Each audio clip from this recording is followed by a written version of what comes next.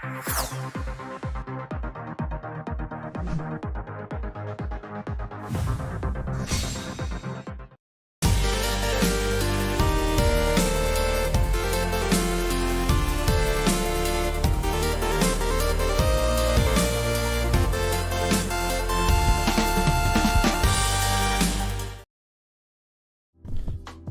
everyone, I'm Steel. And I'm Teal. And we're with Studio Blue. Thank you for joining us. Today we're going to teach you the basics of character creation. That's right. Big shout out to Degica for asking us to do this. Hope everyone's having a fantastic holiday season. Christmas, New Year, Hanukkah, it doesn't matter. I hope you're having just an amazing time. So, quick announcements before we get started. First off, this is going to not be a playthrough stream, more of we're going to give some tips that we've used throughout the year on character creation. That's right. Then we're going to create some sample characters and then answer questions. Yeah. So let's have some fun. We are. Quick announcements for Degica though. First off, please take advantage of the Degica Shop sale. We've got some great deals. We also have the Steam sale going on. Best time to pick up copies of RPG Maker. And don't forget the original character creation contest itself. It's going on right now. Just for entering, you get a $5 Degica Shop card gift card. So get those characters done. That's right. Yeah, there's literally no reason not to do this. Okay, so if you hear clackety clack in the background, it's because the keyboard is right by the mic. I'll try to keep that down to a minimum, but let's get started. Right? Oh yeah, let's do this. All right, so when we started putting this together, we like to go through about 6. Oh yeah, there you go. There we go. Yeah, good link. Touch will be popping those links. Yes. There you go. So there are 6 categories we like to go over, but we want to stress that nothing we're about to tell you is mandatory. Right. You can literally just open up the editor, start creating a character, and let your imagination flow. Teal and I, because what Studio Blue does is teaches theory and structure and best practices, is we try to give you literally a structure to work with. Right. Use as much or as little as you feel comfortable with. Okay? Exactly. This is just things to consider. Right. So the first thing we're going to talk about are the categories themselves. We have the vital category, which will be things like, the hair color, stature, that kind of thing. Vital statistics. Yes. The physical aspects of the character. Mental, which is more on the intellectual side, how they solve problems, etc. Psychological, which would be their profile, their psych profile. Right. Social, which is their relation to the world around them. And then if you have any metaphysical, right, stuff like magic, spiritualism, psionics, special abilities, able to jump tall buildings in a single bound. Ghost, boo. Now, you can do these in any order. There is no, you have to do things in order here. You'll see when we get to our document, we've listed it in order, but that's just for ease of structure. Right. You could literally just say, all I care about is the metaphysical aspects, let's do it, and let's hit the roof. Or, I don't care about my character's social aspects right now, I'll fill in those blanks later. Right. Lastly, some of these are going to be world dependent. So you may actually have half your blanks unfilled until you build your world more, and then you'll start filling in those blanks. So legitimately, you can go in any order you like. Yeah. So let's just talk a bit about the vital statistic.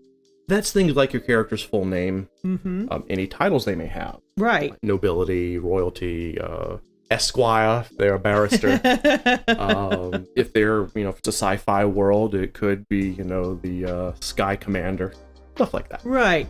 And then think about their real age and the apparent age. How do they appear? Okay. If they're an elf, they may be 150 years old, but they look like they're 30. Or if they're the type of species that just doesn't age at all, or looks strange in general. Like a lot of fairies look almost prepubescent. Right. And that's not what they are. I'm 760 years old, that kind of thing. Right. So separate the two. It does help when you're creating other things, because a being that has a young apparent age may find their social life to be a little harder than someone who looks the actual age. It just depends. I mean, think about that little girl vampire. Babette, yes. A little Babette. In Skyrim, yes. Yeah, she's old, dangerous, psycho, but she looks like a little kid, and she uses that to her advantage. Right. Then you have the other little girl vampire from Interview with a Vampire. Yes. And she just did not get it together. She ends up getting killed because she makes a lot of bad choices.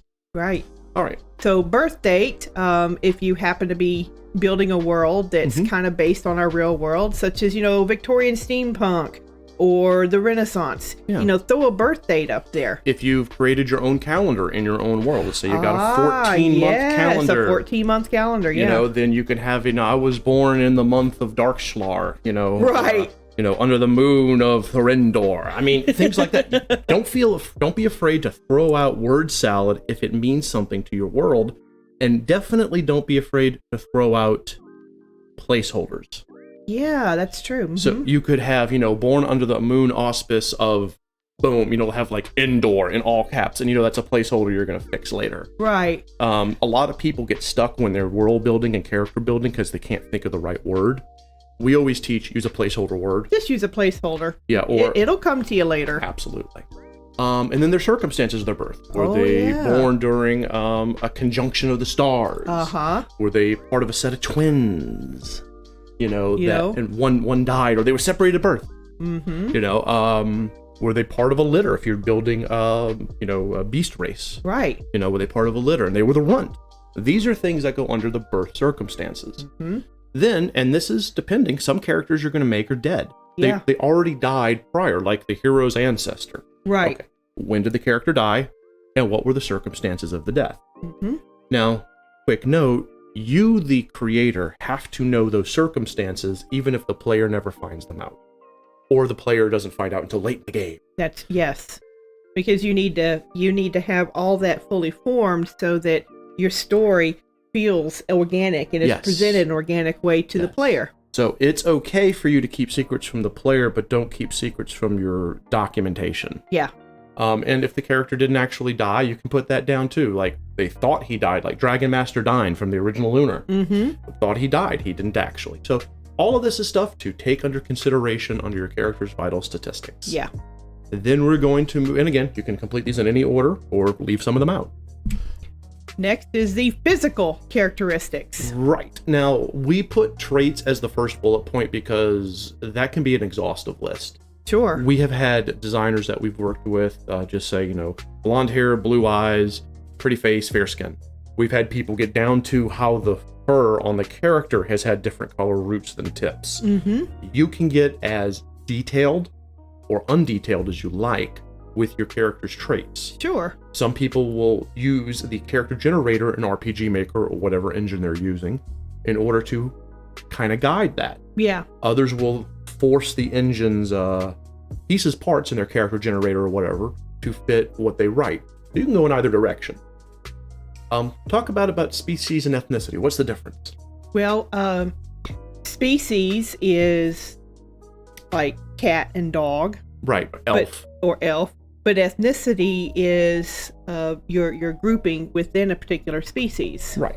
Like a cat, it would be its type of breed. For an elf, maybe it's a high elf. Versus a wood elf. Right, exactly. And do yourself a huge favor both when you're world building and character building. Try not to fall into any... It's a racial preference of all things are just one type of species. Like, my humans have 7 different types of nations of humanity, yet I have one type of elf. They're just elf. Yeah. Don't do that. As diverse as you make one species, one race, try to make other races just as diverse. Just as diverse. Now, that's a little bit of world building, but hey, it's a freebie. It's Christmas. Then you want to have your character's biological sex. This can be male, female, whatever you want, really. This is not the same as gender identity. This is literally what they are chromosome-wise. Right. Why is that important? Well, if you decide it's important, maybe your character has a child later. Or sires a child. Right. And you can change the way that biological sex works in your world. Some species of creatures here on Earth impregnate themselves. Yeah. Feel free to explore what you want to do. Facial and bodily features. Right. Freckles, scars,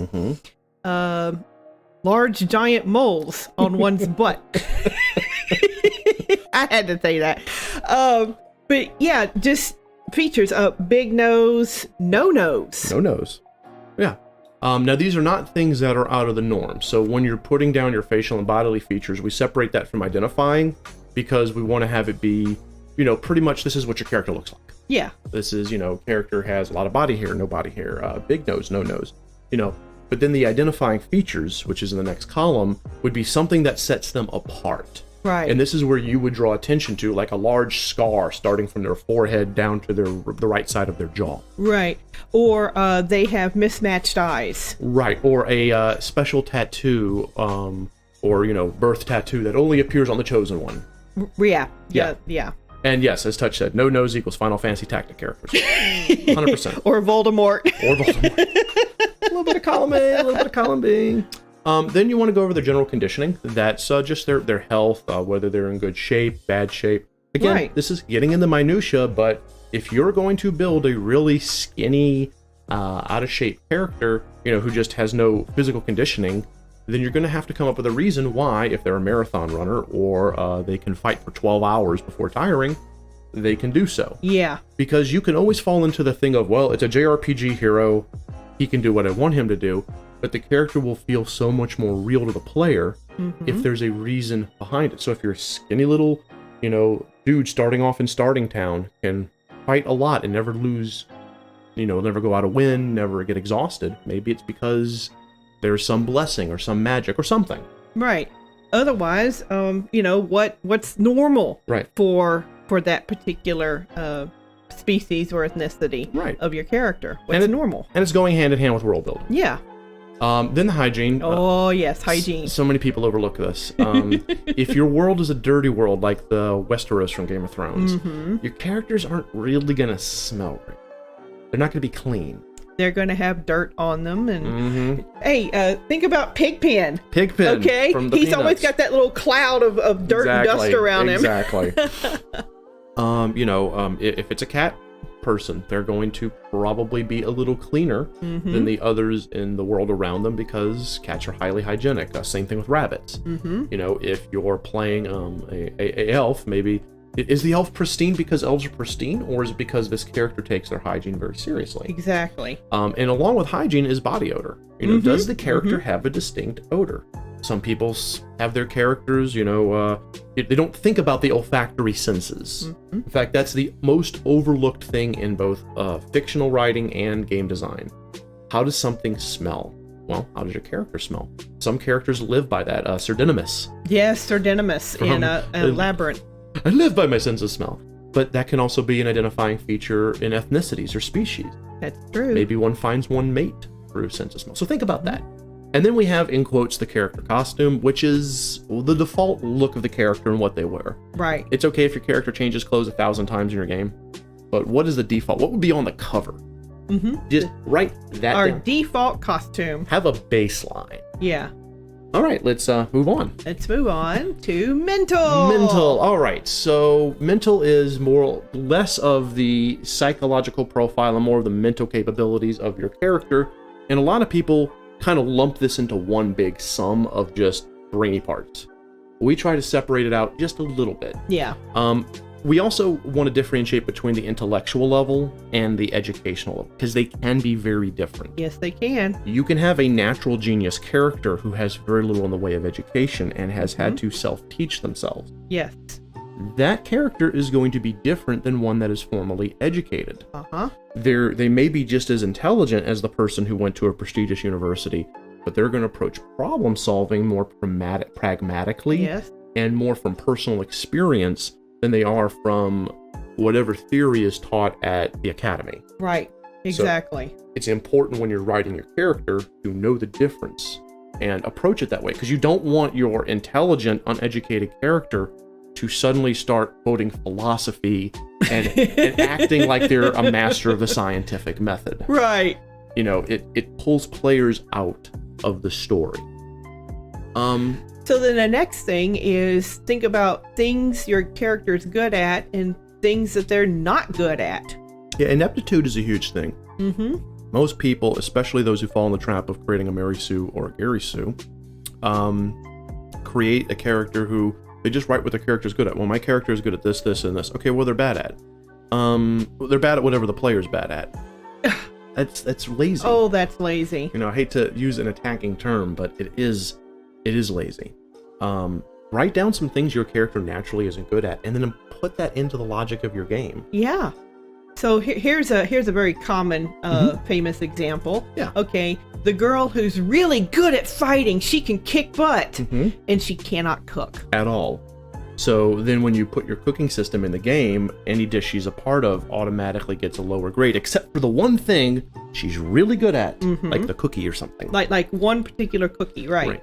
And you could have over the course of the story, her get better and better at cooking as she learns. Yeah. Rain Sage in Tales of Symphonia is a terrible cook for most of the story until there's some cutscenes where you realize she's over-intellectualizing the ingredients, and it's causing her to screw everything up. Right. And later recipes, Rain's actually good at them.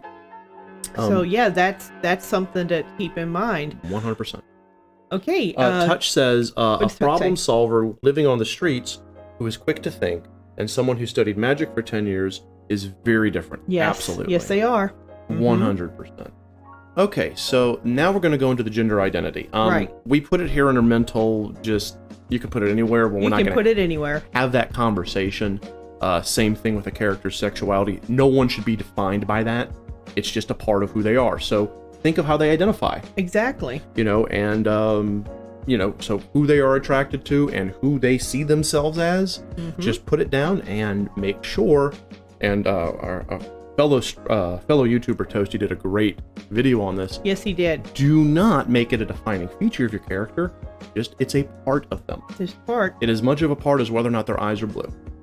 Known languages, stupidly important. Yes. Because how many games have we played, Teal, where every character knows every single language in the world? Oh, yeah. It's so unbelievable. Unless it's a part of the makeup of the world like Narnia, where everybody speaks the same tongue. Because, magic and the god and everything, the emperor. Unless you're doing that, try to have different languages. Now, that doesn't mean you have to create languages. You don't have to do what J.R.R. Tolkien did, which is actually create a grammatical elven language. Right. But have it be so that if you want diversity in your world, regardless if it's fantasy, sci-fi, whatever, have them be different languages, and consider having the player never know what a foreign language is like. Ico is an amazing example of that. Oh, that's right, yeah. You never know the language that the girl speaks in Ico, but it's used as a communication tool anyway. Yes, it is. Sorlaga says, don't know if this is coming up or not, but do make note on growth of character 2. You can get someone who starts bad with something. Yes, absolutely. Yeah, we kind of talked about that, but yes, 100%. Write down, this is the creation part. This is just about character creation, but as you talk about character growth along the story. Absolutely. Yeah. They're really bad at, we're really bad at cooking, and then you can let them get better at cooking throughout the course of your story. Right, and you could make it something that's forced as the story goes on, or you can make it something that's player controlled. Notable successes. Ah, yes. What has the character done but prior to when the player has control over them, or they enter into the story if it's an NPC? That is notable. Did this person slay a dragon? Did this person slay a princess and rescue a dragon? What did they do? Right. Are they the hero of the realm? Or are they just the guy who stopped a bandit from poisoning a water supply? Exactly. Notable failures, just as, if not even more important. Some possible failures. Maybe your character didn't save someone they cared about at that critical moment because they couldn't. Because they couldn't. There was something preventing them, and so that person died. And what if that thing that's preventing is fear?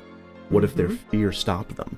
So you can create amazing strength characters just by their failures. All right, let's move on. Let's move on to psychological. Psychological. So this is more on the internal side of character profiling.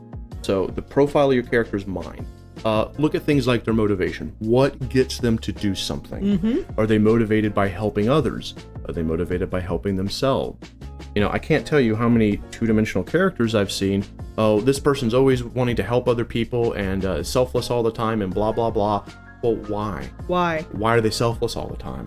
Is it because they don't regard themselves as worth of their own attention?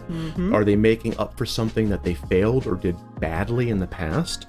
You know, we can't all be Ramza who does the right thing just because it's the right thing. Right. And too many of those characters get very boring. They do. It is boring. You want to have a diversity here in motivation. Yeah. Now, moving on from motivation is the morality.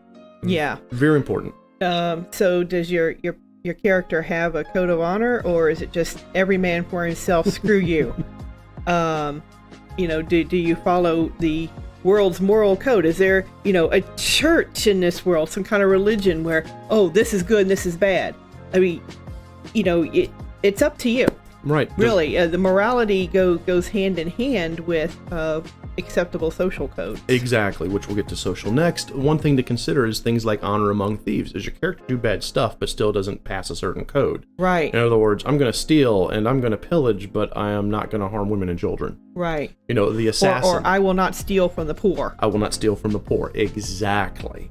The moral compass could also, as Teal mentioned, a church. Is the moral compass something they developed their own, or were they told how to do it and they just accepted it? Exactly. That's important to note. A character who has their own moral compass that has come through growth is more likely going to have that moral compass define and work with their actions, and challenging it will be deeply personal, while a person who has been taught their moral code will find the challenges very differently because they may find that what they've been taught is not what they really are about. Two totally different types of growths. Yeah. Past trauma. What happened? Did something happen? Something really bad happened. Was their village burnt down as a kid? Yeah. Did they watch their father die in front of them? Did they almost drown? Yeah. Did a sibling drown? Things like that. Think about something horrible that could have happened in the past that would have made them the person that they are. Now, again, just for anyone who's joining us recently, you don't have to have all of these. Oh, no. You don't have to have any of these. So if your character doesn't have a past trauma, just don't worry about it. Yeah, don't worry about it. But this is things to consider. Then a self-enforced taboo. So there's a difference between a social taboo and a self-enforced internal taboo. Yeah. An internal taboo could be anything from superstition to just a strong, hard stop on their morality. Yeah. Well, I will never slap a woman. Yeah. No matter what. And that is their self-enforced taboo. To them, slapping a woman is the worst thing you can do, so they'll never do it, and if they see someone else doing it, it grates on them. They hate it. And they will confront the person. Exactly. Yeah. It's self-enforced, it's not societal. Likes and dislikes? Yes, likes and dislikes. You know, food, beverages, colors. You know, maybe certain smells make them feel sick because they equate it to a bad experience. Right. And things that they like.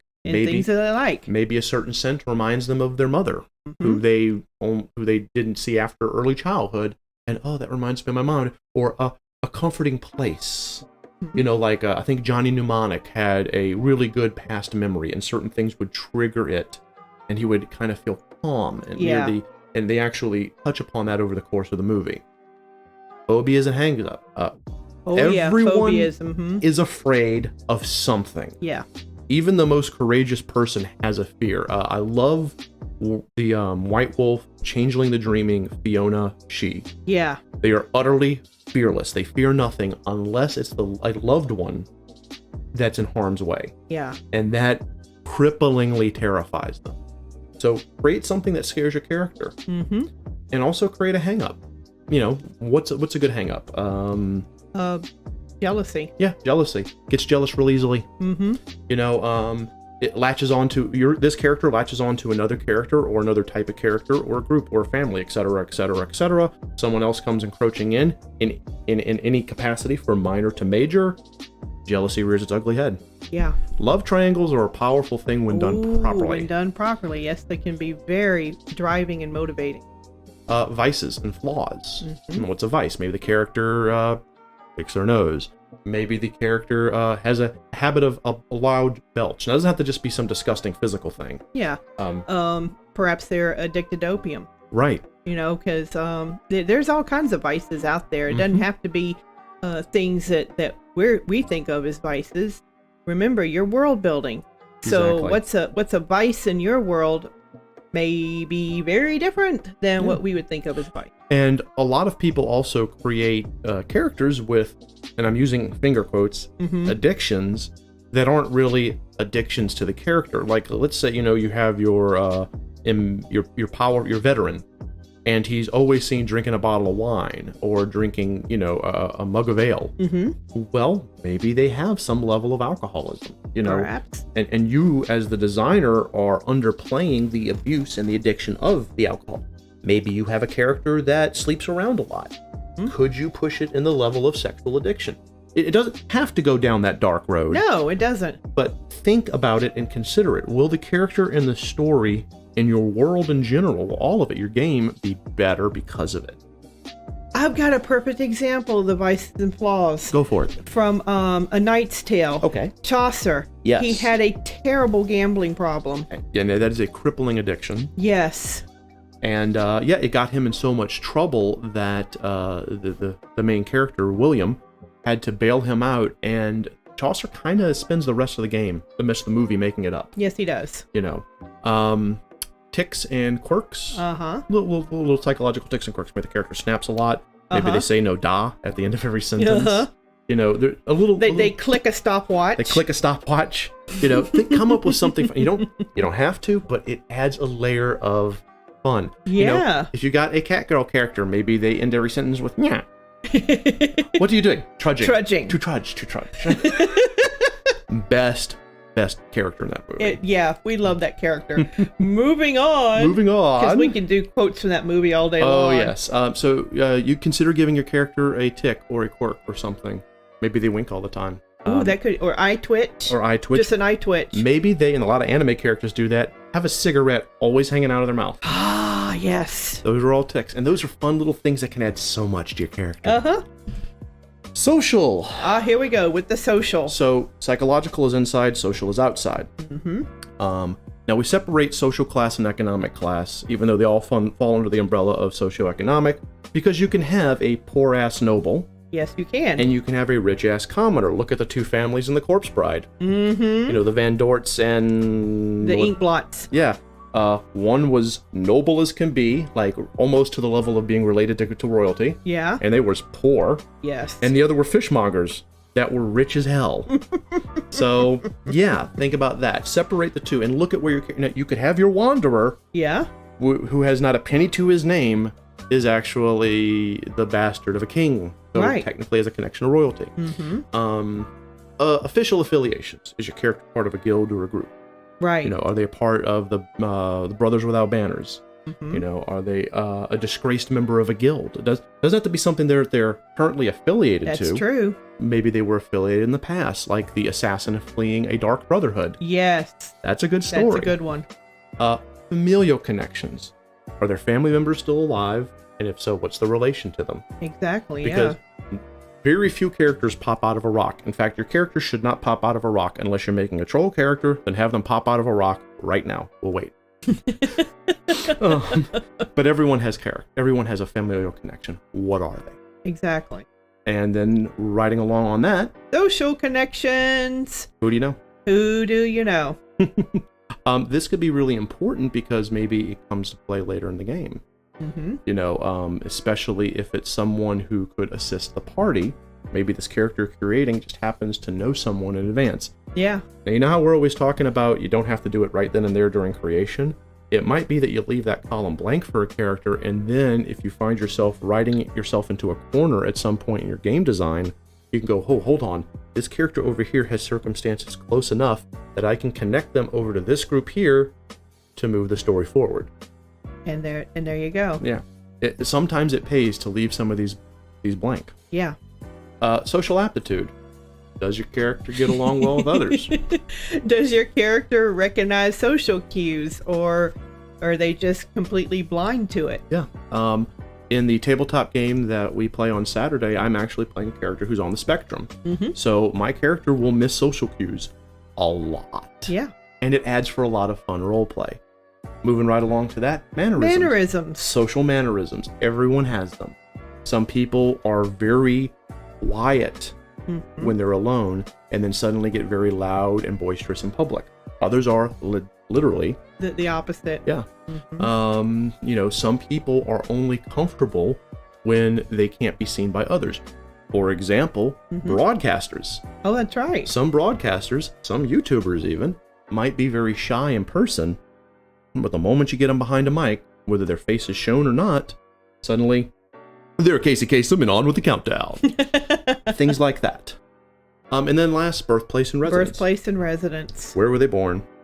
And how important is that place? Yeah. You know, were they born in the Imperial City, or were they born in some old village out in the sticks? Yeah, the village of Generica. Mm-hmm.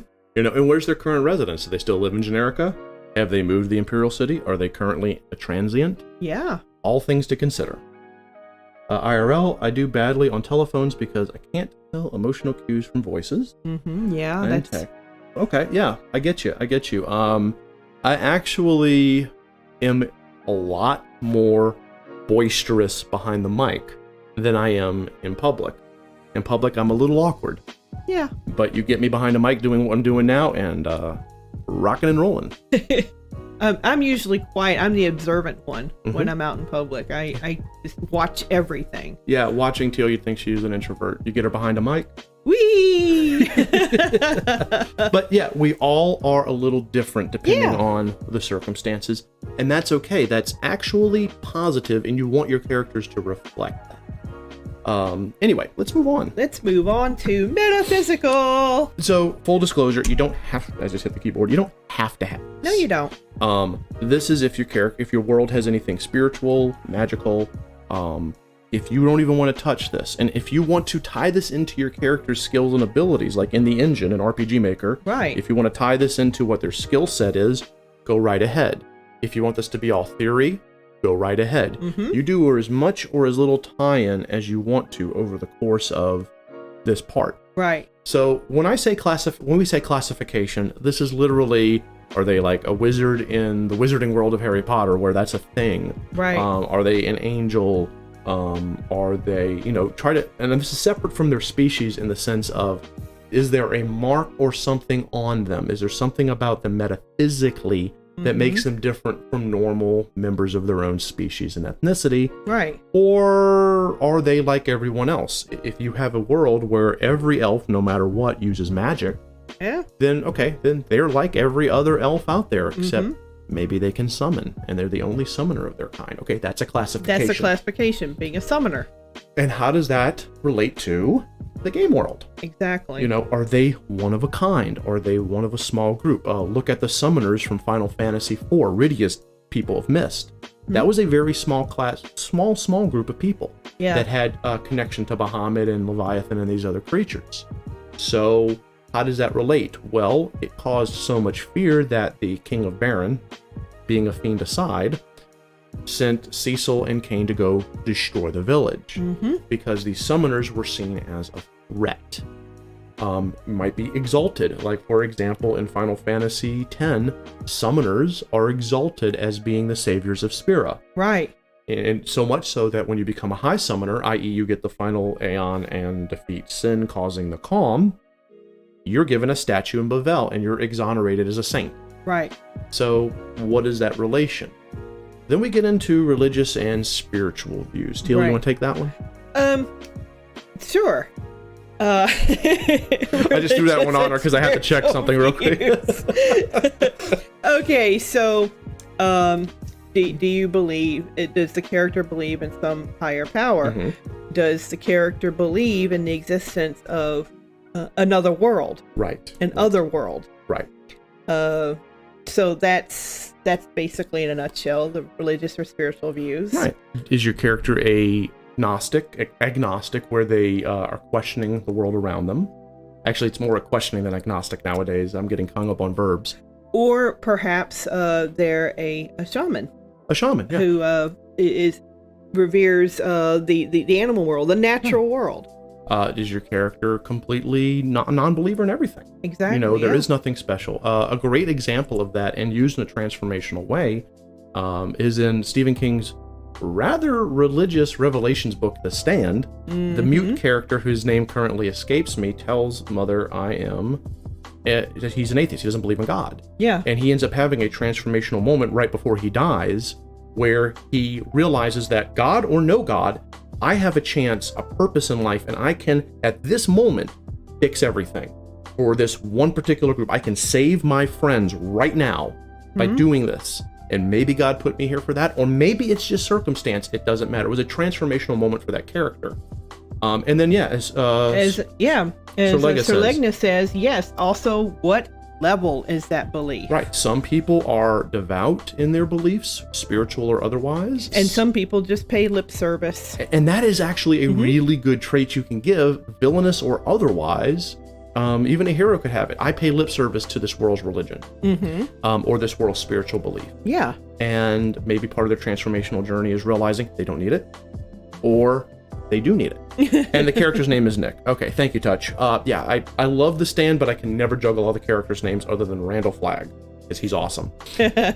What's the relative level of power of the character? Your character could be at the beginning of their journey, where they know Spark and Heal. You know who I'm talking about. Oh, we know that. Or your character could be at the end of their journey, and they get knocked down. How powerful are they?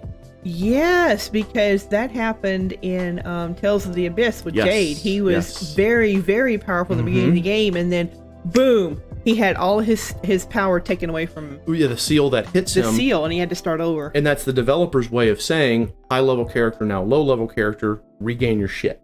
Yep. And that's okay. All of that's fine.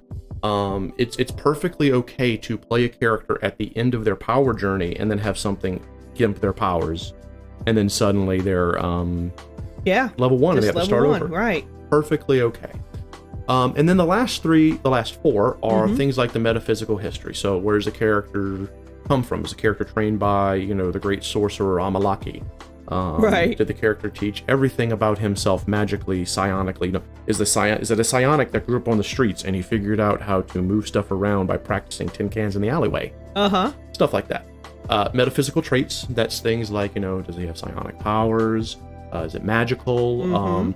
Does he have a familiar that's connected to him? Oh, yeah, that's right. That's a good one, the familiar. Is it like a djinn that has gone throughout his family's history, connecting from master to master to master? Then there's the abilities. That's literally connecting to your skill set in the RPG Maker engine. That's your skills. What can they do? What can they start with, and where can they go? And again, this is something you can fill in the blanks later. You don't need to do any bit of it. It helps, especially if you're making a character in the engine next, to have a baseline. But you do you. Let the story guide you, not fitting yourself into a neat little cubby hole that you're forcing yourself. Be fluid. Be dynamic. Be very fluid. And for goodness sakes, don't use the default outside of alpha testing that comes with any engine, because the more growth you put into it, I'm not talking about the taboo that people in the community have towards, you have Spark and Heal. I mean, literally, think about where your character came from and put that thought into what their powers are. Absolutely. It's one, it looks better. Two, you'll feel like the character's yours and not someone else's. Yeah. And then finally, quirks. Quirks. Does the character have to eat chocolate before they fight? Ooh, that's a good one. Yeah, they have to eat chocolate or something sweet, something with sugar in order to use a power. Can they only use their powers at night? Can they only use their powers when they're in a heightened emotional state, like anger or excitement? Can they only use their powers if they're holding the hand of their sibling or the one they love or whatever? Can they only use their power by holding a wand? Yeah. Do they channel their power through a familiar? So they have to have their little fuzzy in order to use their powers. So that's all quirks. All quirks. And again, with everything in here, you can complete them in any order at any time. So that's the end of the presentation. We're going to go ahead and make some characters. Yes, we are. Give us 1 second. We will literally be right back, and we're going to make some characters and show you guys how we go through the process.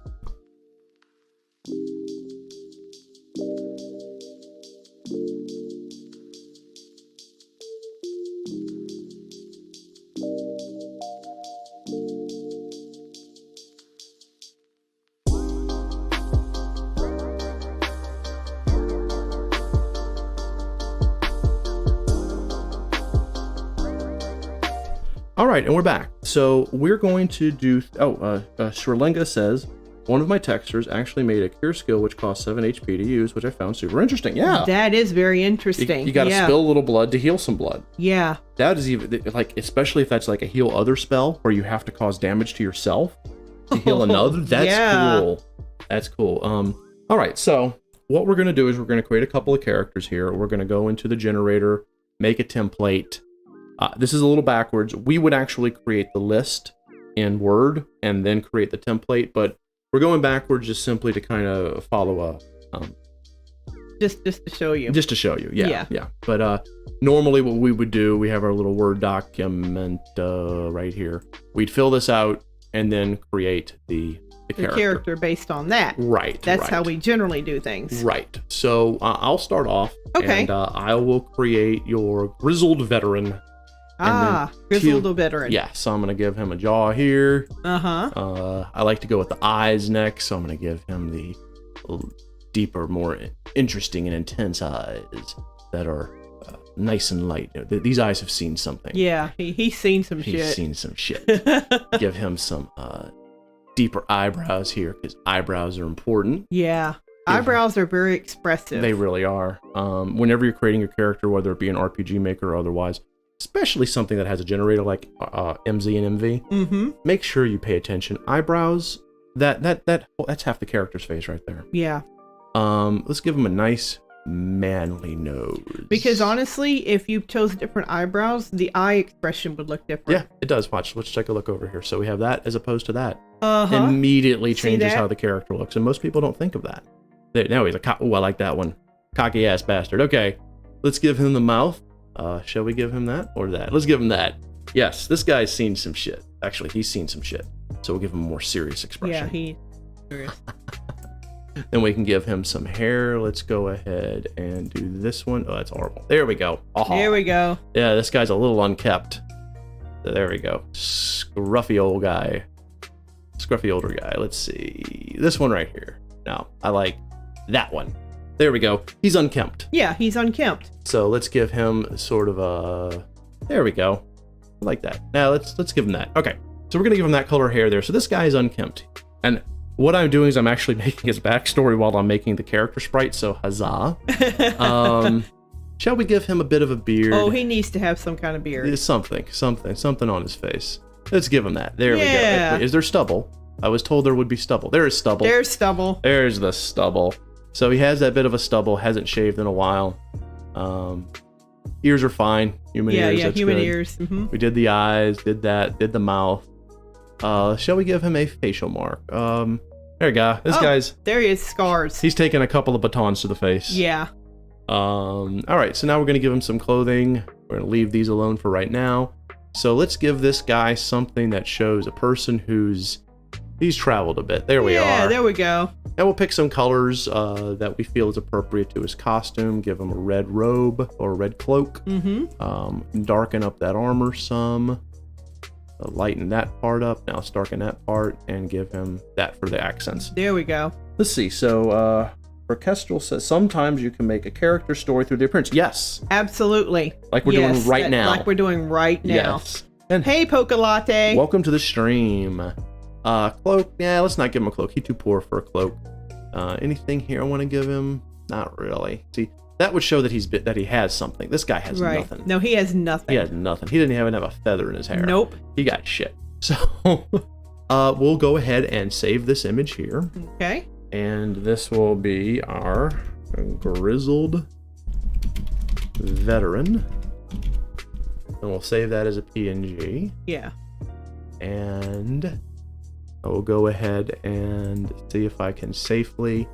Give me a second here, guys. I'm just going to go to BRB because I don't want to accidentally show our personal information. So I will be right back. We'll be right back.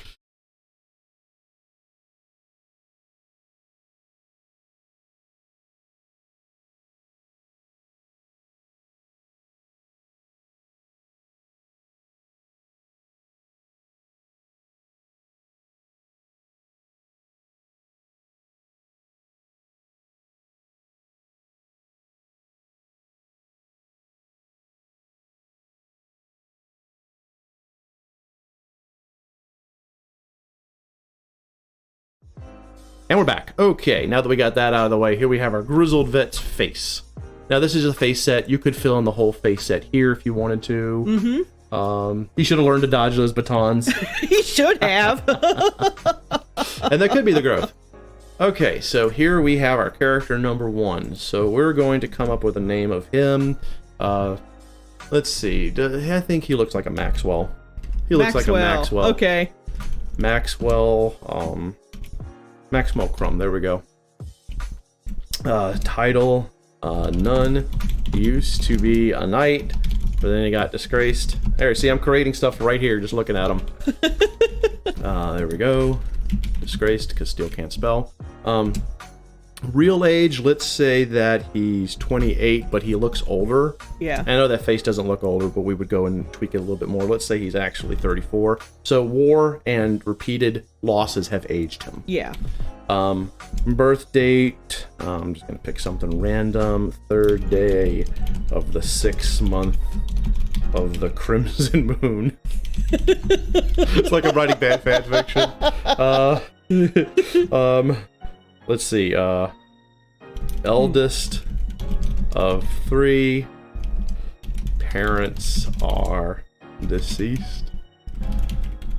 Death date, not yet. Not yet. Circumstances of death, not yet.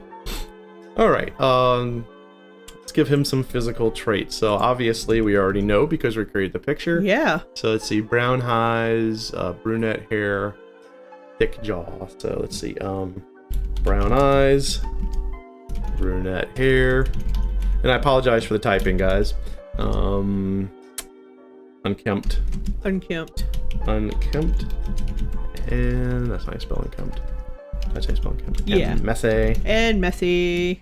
Species and ethnicity, human, and he's Doranese. There we go. I have no idea what Dorianese. He's Dorianese. Doranese. There we go. He's Doranese. I don't know what that is, but hey, you know, I got it in my word building document. There you go. Biological sex, male. Yes, please. Male. Bodily features. So thick jaw. Yes, he has a thick jaw. Thick jaw. Or strong jaw. Strong. Yeah, a strong jawline. Yeah. Thick. Chin. Yeah. I could even say he has a butt chin if you want to make. If you really want to do that, yeah, butt chin.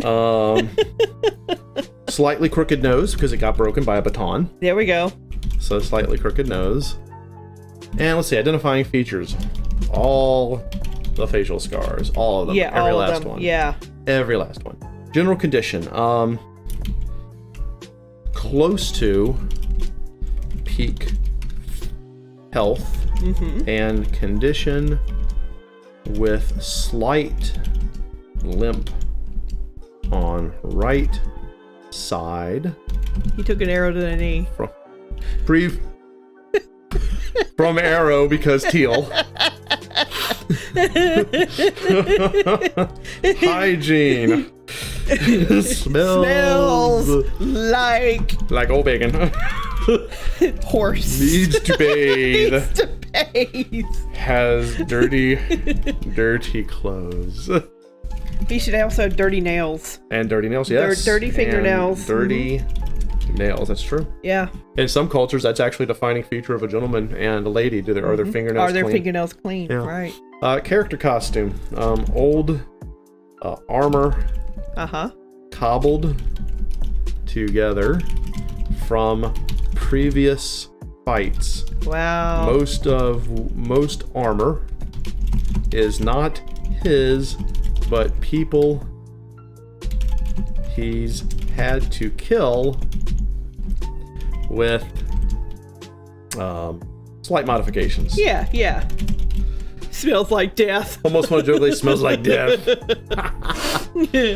Intellectual level, so just smart enough to keep himself alive all these years. Just crafty enough to avoid the harrowing grasp of what would smell like death? Rot. Rot. Yeah, death and rot. Yeah, rot. It's that kind of odor when decomposition is well underway, but hasn't faded. That's death. Yeah, smells My death character smells like life. Awesome. Just crafty enough to avoid the harrowing grasp of death. Just dumb enough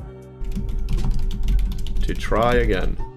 Educational level, self-taught, except for combat skills. That's right. Which he was trained. He learned from his home country. things good at. Surviving. Yeah. Fighting. Although not... Yeah. Fighting. Getting away from danger. And,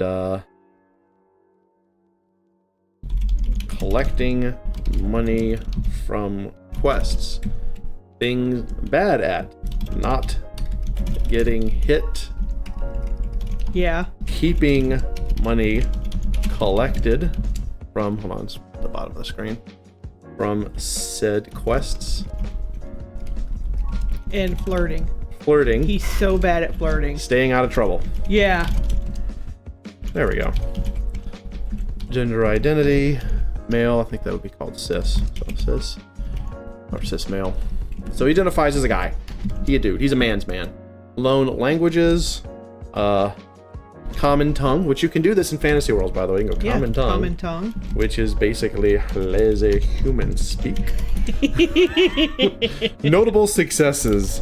Being the only survivor of a wiped squadron during a routine mission. Notable failures. Being the cause of the wiped squadron during a routine mission. I'm loving Mr. Maxwell. Mr. Crumb is my new best friend. Yeah. Touch says, I think a fun thing to do with this character is have him drop into combat stance, and for someone to realize, despite looking like a hobo, the dude is highly trained.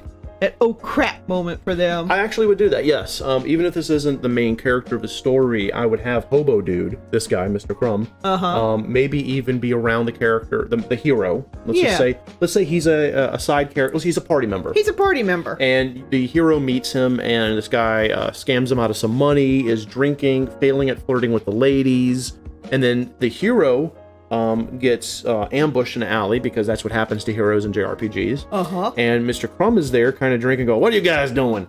And the bandits start messing with Crumb, and Crumb just drops into a battle stance, and the bandits are like, wait, what? And he proceeds to beat the hell out of them. Hey Kiyoya, welcome to the stream. Yeah. And Nier Automata for Christmas. Nier Automata's a great game. It's a wonderful game. Yes. Motivation.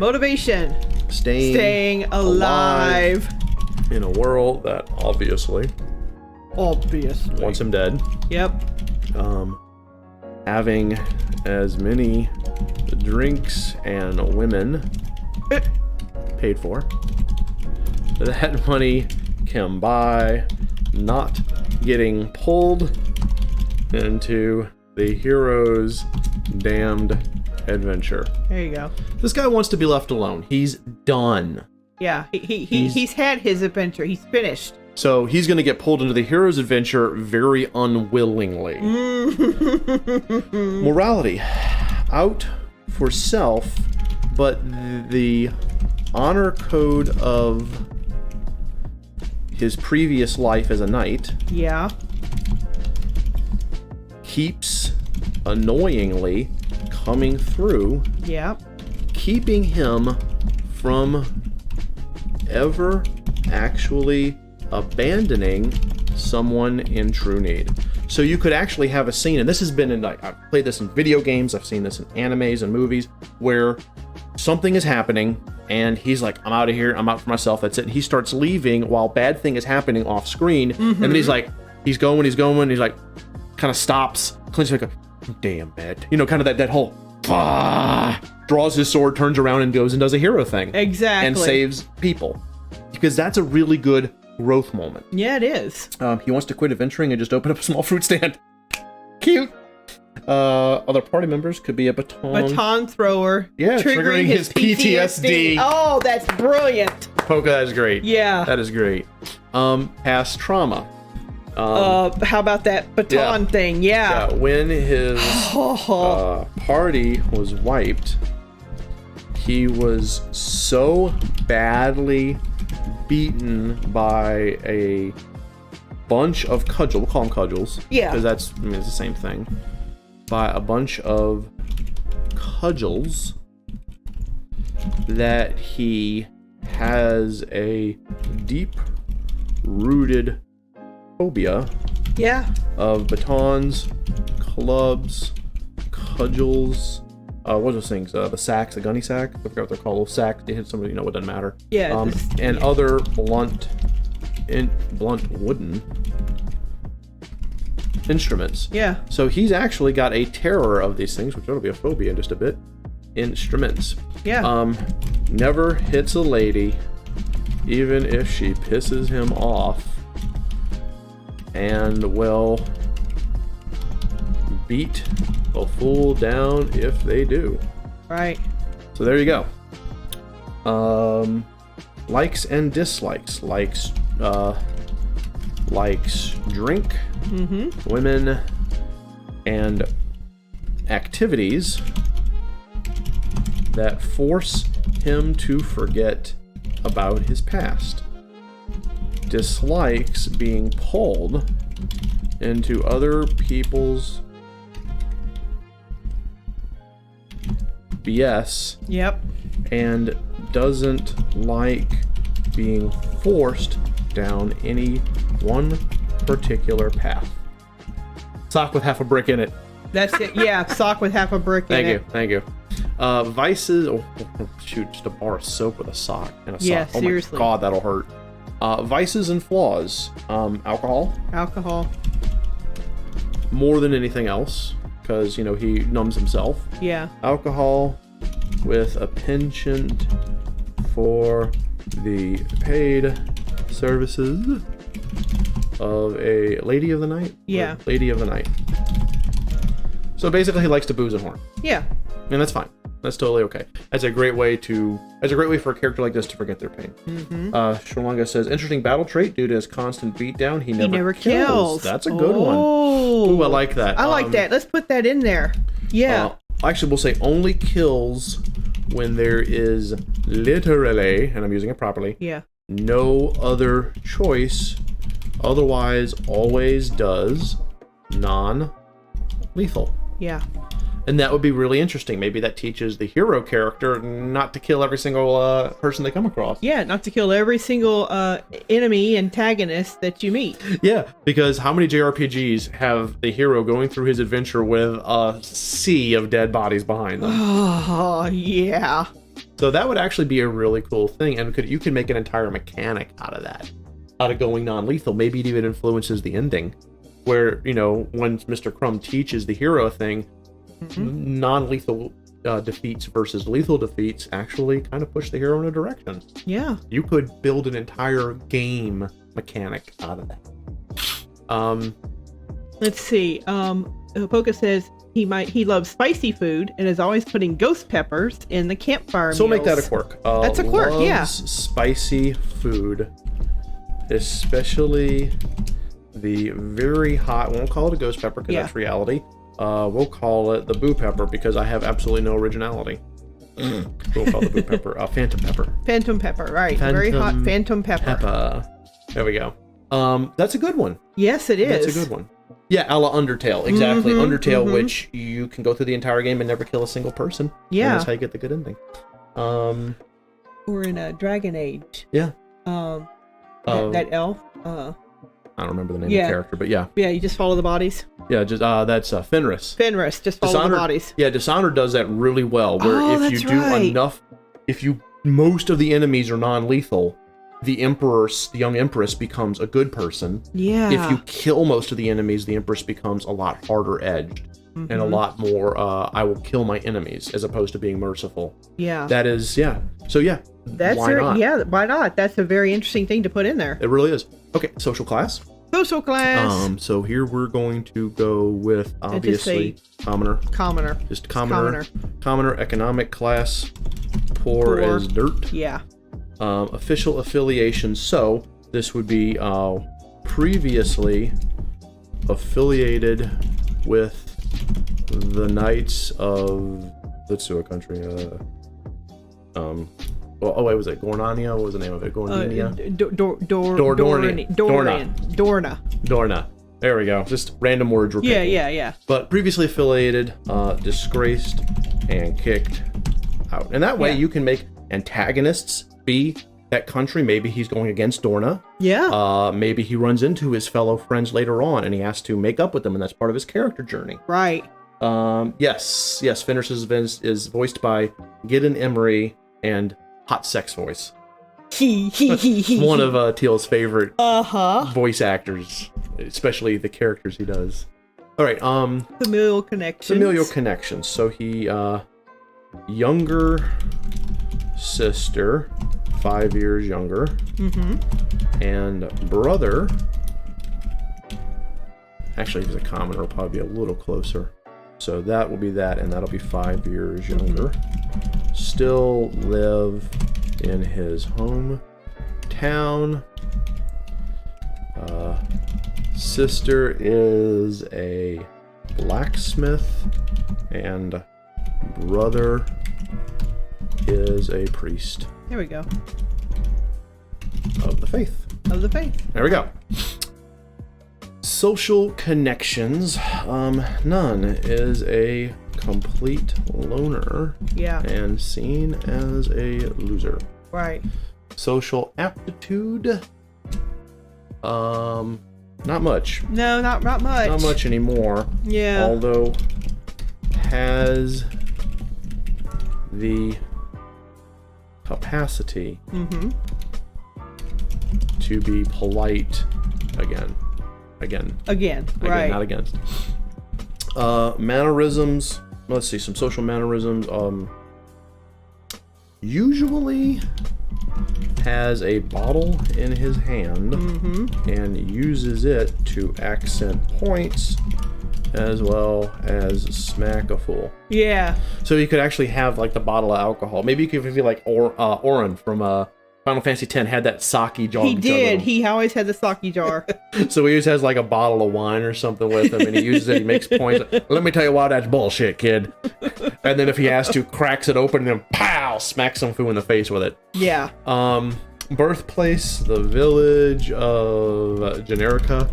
Yeah. Because I'm not thinking about that. Actually, this is a good example. Generica. There. Now that's a placeholder for me later on to add something. So I've made a placeholder. Got to clean them up before going to high-level social events. Oh, yeah. Oh, yeah. It's like in Sarah from Dragon Age Inquisition at the Empress's party in the full uniform. And she's like, why am I here? Why am I here? Very out of place. Current residence. So this will be the city, the port city. Port city of Portsmouth. And it's like a small room he's renting above a tavern. Small room renting above a tavern. Yep. In exchange for being a bouncer. Yep, for being a bouncer. Yeah. So that is maybe even how the party meets him. Yeah. There's an altercation at the tavern, and he's the bouncer. He's the bouncer there. There you go. So the story is now at this point, and we've done this in our creator classrooms. At a certain point, the story starts writing itself. We've hit that point. Okay, metaphysical classification, normal. Doesn't have anything special. Yeah. I think a scene where he has to dress up and he has to be like very rakish and attractive, but he might open his mouth. Remember who he is again? That would be brilliant. He's shaven, his hair is clipped, and it's very fine. And he comes in and he's just looking around, and the hero, maybe like the hero's, love interest, because they're obviously, that kind of game.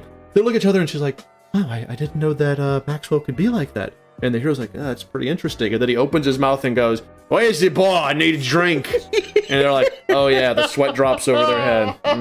Yeah, Maxwell. Yeah, that's Maxwell. All right. Classification, normal. Relation to the game world, nothing more than a social outcast. Yeah. Religious or spiritual views. Pays lip service. Yeah, lip service. To the faith, but is just superstitious. Can't believe I spelled that right. Yeah. Enough not to blaspheme, just in case. Yeah. Relative level of power. I'm gonna get a little mechanical here. Starts off 3 to 4 levels higher than the hero, but has less overall skills until developed in the skill tree system, because that's what we're using for this game. Right. So he's got some powers. He's obviously a little stronger. He's a higher level, but he doesn't have a massive leg up on the hero because at some point he just stopped. Yeah, he just stopped. He stopped growing. Yeah. He's basically there rotting in the tavern. Right. Metaphysical history, none. Metaphysical traits is tied to the earth attribute for later gains in the focus crystal system. That's our magic growth special system. Yay, it's a magic system that I just invented. Just now. Earth crush,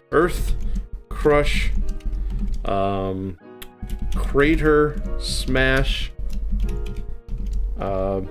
and rock column, and beer. No, and bottle of doom. Yeah, bottle of doom. Yeah. How would I describe that non-mechanically? Okay, so both of these, relative level of power non-mechanically, I would say starts off a little more powerful than the hero, but powers have atrophied over time due to lack of development. However, can grow at the same length as the hero once the adventure begins. Yeah. For metaphysical traits, I would say has an affinity to the earth attribute. Has affinity to the spirit of earth, and will grow according to that paradigm. There. Yeah. That's how I would use it non-mechanically. And then Pokelot just comes out with the stats: 13 strength, 9 intelligence, 8 dex, 14 wisdom, 11 charisma. I'd play it. I'd play that in a heartbeat. Man, you know what? I'd knock that charisma down to a 2. I have played character that had a charisma of 2 before. Very funny role Metaphysical quirk. And here, if you wanted to, you could even have his quote-unquote magic starter. Let's take this thing for a spin. There we go. And that's his default magic starter. There we go. And non-metaphysical quirk, you could just, not a metaphysical quirk in a non-mechanical way. You could just say his arrogance and lack of self-regard shows as he activates powers or something. As he uses an something ability. like that. Yeah. So that's the first one. That is that guy right there. There's our dude. All right. Good old Maxwell. So we are going to make another one here. Let's go ahead and flip back over to RPG Maker. All right. Let's make a female. And Teal, I will let you make decisions. I'll toss out any ideas if you want me to. But let's go ahead and make a female. Any age, any type. What you got? Okay. How many are we going to make today? Just 2. This will be the other one. All right. I want to make an old lady. All right. We got an old lady here. Who does not have those eyes at all. So maybe that. Yeah. Or well, that's a little too sultry. That's too sultry. That's really sultry. There we go. What color eyes do you want? I want her to have. There we go. Yeah, I want her to have purple eyes. Purple eyes it is, all right. Okay. Touch says, I played a low intelligent, low wisdom ogre in D&D. Those are fun. Those are so fun. It's sort of like randomly generated. Yeah, then we're going to have like 2 horns, green skin. Actually, that's a good question. Do we want to go with fair or do you want to go with maybe a little darker? Oh, I want her to be darker complected. All right, let's go that way. There we go. Yeah. There we go. Actually, let's go. Boom. There we go. Right there, I like that, yeah. Right there. Purple eyes, the purplest. All right, eyebrows. Okay, let's take a look at those eyebrows. Yeah, I give you the random ones. Do you see one that you like? We can worry about colors later. Yeah, we can worry about colors later. Yeah. I like that one. That one? Yeah. With the kind of, Okay. All right, let's go She looks kind. She wanted kind of a kindly old lady. Yeah, kindly old lady. Okay, all right. Ears this, or do you want to give her pointy? Yeah, let's make her elven. Elven tradition. Yeah. Elven lady. All right, let's give her some hair color. Alrighty. Remember, with RPG Maker MZ, you don't have to give her a front hair if you don't want to. Yeah. So what would you like to do with her? Let's see. Do we have one that has a bun? Oh yeah, we can pull a bun in the back here. Yeah. Let's see. Bom. There we go. Okay. Do you want to have any front hair, or do you like that? Oh, I like that. Okay. And you want to give her the whitish hair, or you want to give her more of a dark green? Ooh, that looks good. No, that one you just. That one? No. That one right there. This one. Okay. Cool. Yeah. All right. We got it. All right. Let's change her nose. What would you like to do with her nose? Let's give her. I agree, Sherlinga, that a randomly generated character can force you to. Absolutely. So you create your random generated character by just clicking randomize, and then whatever you come up with, then you force yourself to create a backstory for that character. I agree completely. That is a great exercise. Okay, what is we got? Okay, so let's have her have a defined nose. Like that or that? That one. Okay, there we go. Yeah. And the mouth? All right. Let's have her. If you see one, just let me know if you like it. You want me to just click down the line? Yeah. Okay. Cool. Nope. Oh lordy. Ooh. That's kind of a kindly old woman right there. Actually, I like the one before it. You like that one? Yeah. All right, that's it then. Yeah. Because likes Near Automata. Oh, well, yeah. The Neuro is just a great story with great music. All right. Facial marks? Okay, so facial marks. Let's see. Facial mark? We got whiskers. Oh gosh. We got a third eye on her forehead. Oh lordy. We got tribal tattoos. We got more tribal tattoos. We got a blush on her cheek. That scares me a little. Remember, you can even change the coloration of that. Got that, and then we have a little mole right there. Anything that catches your eye? Let's see. Clean? Let's put some tribal tattoos on. You want this one? And we could change the color. Yeah, I like. this one? No, I like. You that like that one? Yeah. Okay. Give me a color. Ooh, I like the blue. You like the blue? Yeah. All right. This making a lady doesn't like drinking tea, shattering all the tropes. Yes, no tea drinking. No, So she doesn't drink tea. we have She a doesn't rule. like tea. We have a rule, Teal. No tea drinking. No tea drinking. Okay. Let's give her some clothing. Oh, nice clothing. See. All right. So we got a bunch of different things we can look at. We can give her robies. We can give her more robies. We can give her that. We can give her that. We can give her a bikini. Give her a suit. Give her a bikini. There you go. Oh God. Hey, don't knock it. How about some robes? All right, let's give her some robes. Let's give her a robe. There we go. Yeah. She can have Robica, the robes from Robica. Yeah. What color do you want them to be? I like the blue. Touch. This woman drinks sake. Absolutely. This woman drinks all the sake. Does she want to keep it as is? I think I do want to keep it blue. Okay. You want to change the accent color like this one right here for the little piece right there? Yeah, I want it to be silver. Silver it is. Boom. There we go. What I do love about the generators, there's a lot you can do with it. And then maybe add a little different. There we go. Yeah. So to have some of the accents there changed. Okay. Any accessories, glasses, anything like that, or are you G to G? Let's see, an accessory. Yeah, that would be things like a little headdress here. Well, that's nice. Oh, that's nice. You could have. Let's see what we got here. We got hats. You have hats. Get a hat. No hat. Give her a headdress. Oh lordy. Which lady? You'd be staring at this was many decades ago.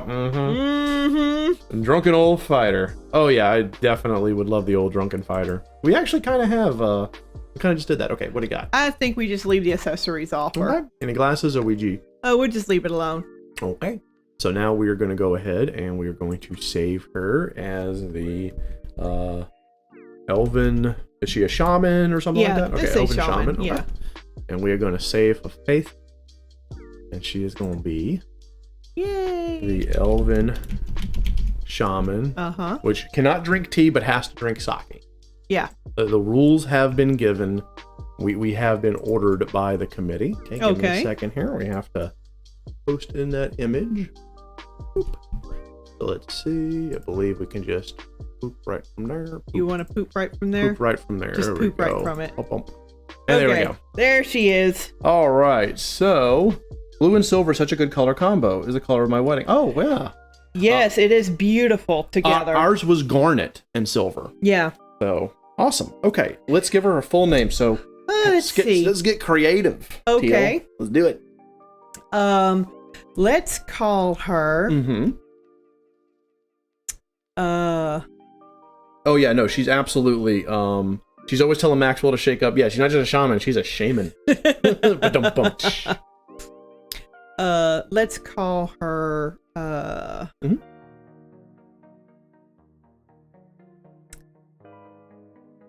Lotus. Lotus.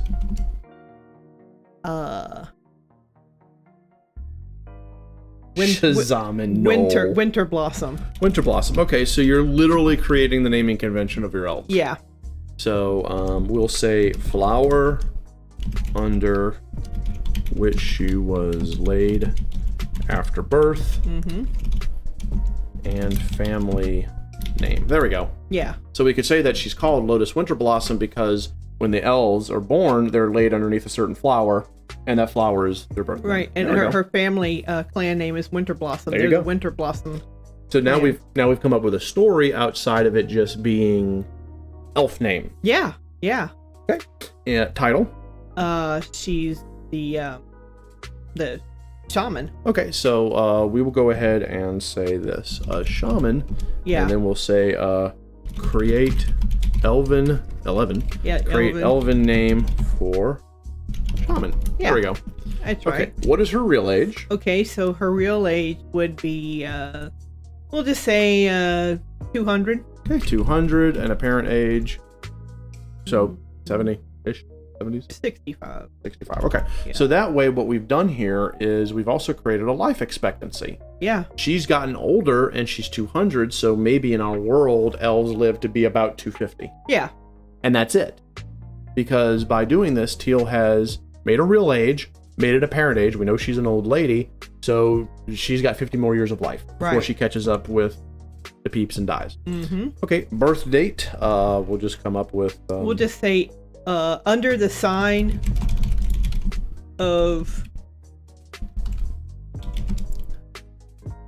the sower. Okay, under the sign of the sower goddess. Yeah. Okay. So that'll be her for that. So we'll say maybe like the 14th day of the third month, of the 7th month. Of the 7th month. Okay, there we go.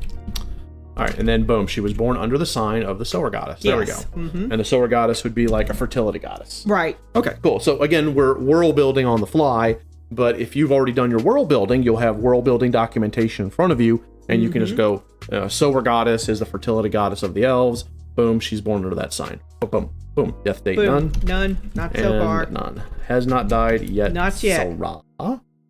Oh, okay. All right, let's go with some physical traits. So she has purple eyes. Lavender, light lavender hair. Light lavender hair. Elven features. Yeah, elven features. Typical elven features, we Right, should say. typical, right. Like nothing out of the ordinary. Okay. Species and ethnicity, so she's an elf. Hmm? And is there an ethnicity to that? Because, he's a Dornese human. What type of elf? I would say she would be let's say a forest elf. Okay. Forest elf. Maybe the Primrose tribe. Just picking a word. Yeah. Primrose tribe. There we go. Primrose tribe, Winter Blossom family. Right. There we go. So a forest elf is going to be different than a high elf or a water elf or a whatever elf. Right. A volcano elf. Let's see. So Touch says, one thing I do with elves and other long-lived races, if have them age as humans up to 16, 17, and then slow down. Yeah. There's nothing sillier than, but yeah, exactly. We do that the same in our fantasy world that we do our tabletop game in.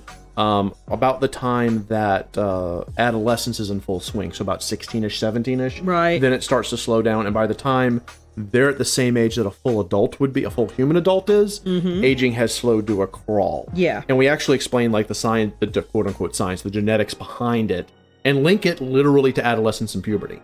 We do. Yeah. So that way there's kind of the people who play the game or read the stories will go, okay, so there's a reason behind it. It's not just because. Token's elves just age slowly, and more specifically, they have never seen dead of age. Yeah. Yeah. Token's elves are their own monster that he's created, and he's done it beautifully, but so many people just mimic it without getting into the why of Token. Okay, biological sex. Female? Female. Female. Female, that's right. Yeah, female. Very female. Facial and bodily features. So let's see. Gentle sculpture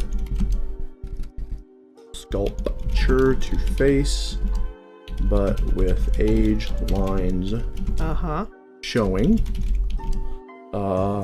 Sculpted nose, well sculpted nose, and pointy ears. Yeah, pointy ears. Pointy ears. Pointy ears. Okay. It's funny, I like playing the opposite with species that have less than human lifespans. Oh, yeah. We do that too. We do that too, our yeah. beast race in our fantasy world, they live 60 years tops, no matter what. And so they'll outlive humans. The humans will outlive them. So it's like one of the characters in our tabletop game has adopted this beast race as a little brother, and she is going to outlive her little brother. And she knows it, and he knows it. Okay, identifying features. Okay, well, let's take a look at her. Oh wait, we need to say, hold on. Trait would be dark complexion. Yeah. There we go. Add that in. And I know I'm misspelling complexion. No, that's actually how There's no T? Okay. Yeah. So no real defining features other than the tribal tattoos. Right. So identifying features, blue tribal tattoos. Yeah, tattoos. Tattoos. There's 2 T's there. That are indicative of her status as a shaman, again in all caps. Right, because we as we world build, we're going to come up with names for the this. Elvish word, right? Yeah. Let's see if anyone has seen Makira was the promised flower blooms. Oh, okay. Okay. I like the elves in the old was it Ralph Boschke movie Wizards? Oh yeah, with Wizards. Avatar and Blackthorn. Mm-hmm. Their elves are just like short, mean, angry thing. Freaking fantastic. Yeah, they were. Oh my god, those characters are awesome. Okay, general condition. So she's getting on her years, but how is her health? Is she in good condition for her age? I think she's in good condition for her age. She's spry. Okay. For age, and is spry due to what? Due to the fresh air and clean water and the healthy due to food, environment. Yeah. So she's taking care of herself, unlike Maxwell. Yeah. All right, that works. Yeah, environment, diet, and natural medicinals. Yeah. Natural medicines. She has all those important. She gets those omega-3 acid, omega-3 oil. Drinking. From fishes. Yeah, fishes. Oh yeah, fish is good. Hygiene. Hygiene. Oh, very clean. Very clean. Yeah. And well kempt, well groomed. Well groomed. Is she a bit of a stickler at that? All the drinking. Is she a stickler for her hygiene? Yes. Okay. Yeah. She is. Stickler for hygiene. Okay, cool. So very much Maxwell's opposite in many ways. Okay. Character costume. Well, that would be the blue robes, blue and silver robes. Blue shaman robes with silver lining. The lining indicates her specialty in magic and ability. Oh, good one. Yeah, did a little bit of world building there. Basically, she had, gold lining or red lining or purple lining or green lining. It'd be different. It'd be different. Yeah. So let's see, intellectual level. What is her raw intellect, not her education? Right. Her raw intellect would be, I don't know, maybe above average. Okay. So above average intelligence. Not a genius. No. Or anything, but is solid at problem solving. Yeah. Okay. Educational level. Now this is probably where she has Maxwell and others beat. Yeah, she would. Well, not a university education. No, but she was specially trained. Okay, educated in her craft. Trained. Okay, and trained in her craft by the shaman. All caps again because that's a placeholder. Right. Before her, and is an expert in those subject matters. Yeah. Okay, things that she's good at. It's obviously magic. Yeah, magic. Magical craft. Yeah. Alchemy. Alchemy. Okay.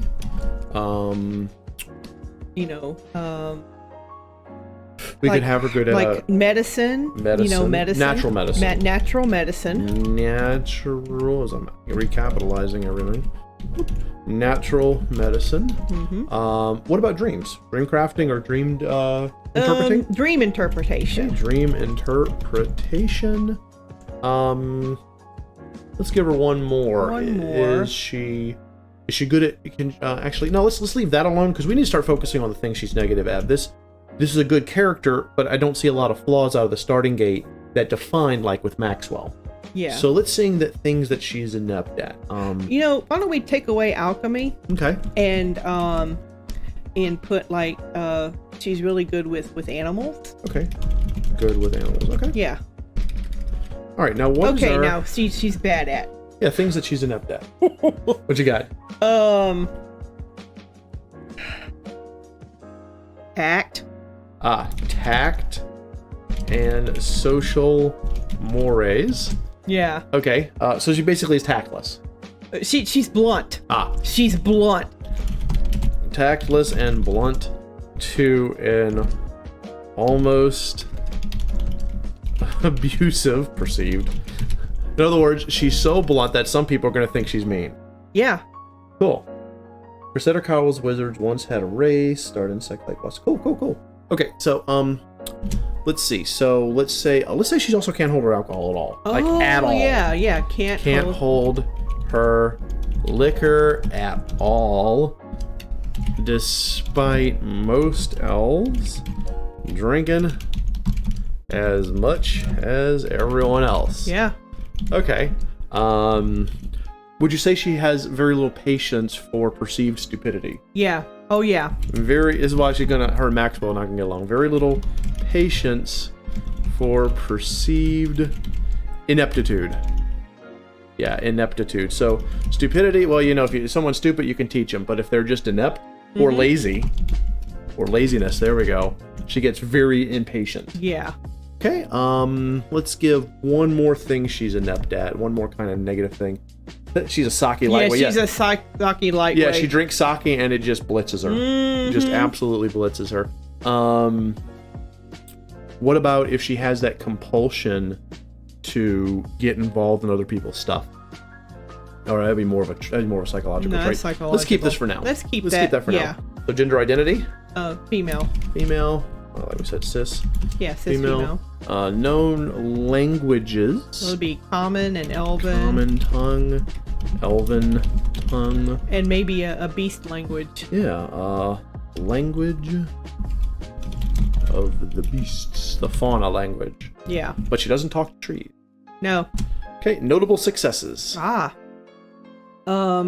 She cured the king. Okay.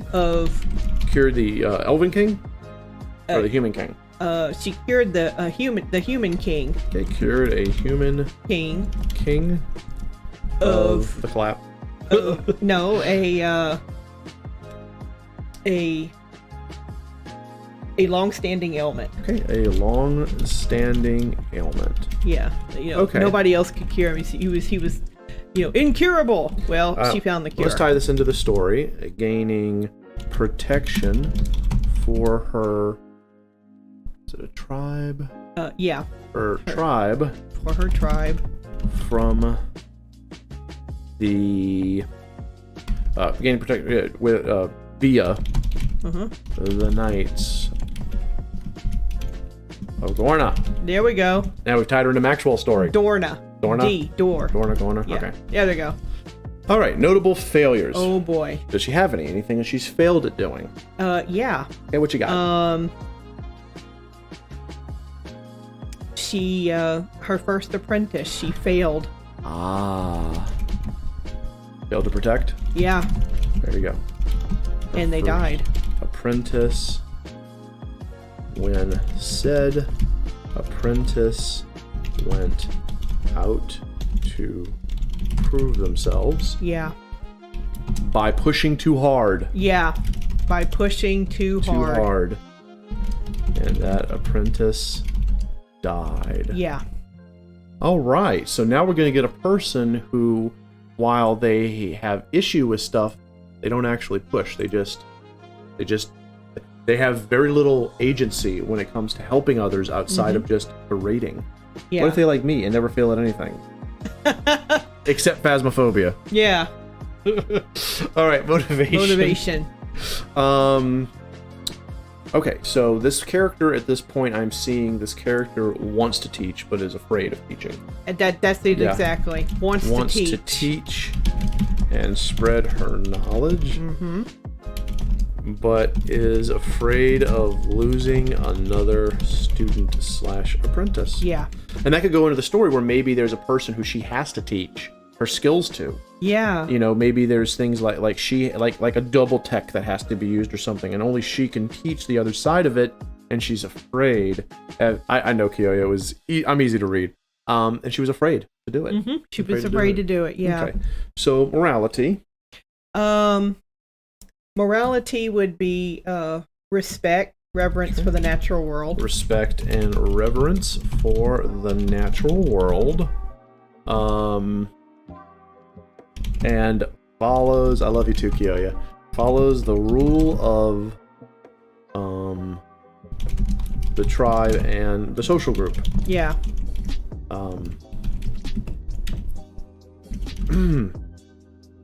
Does she...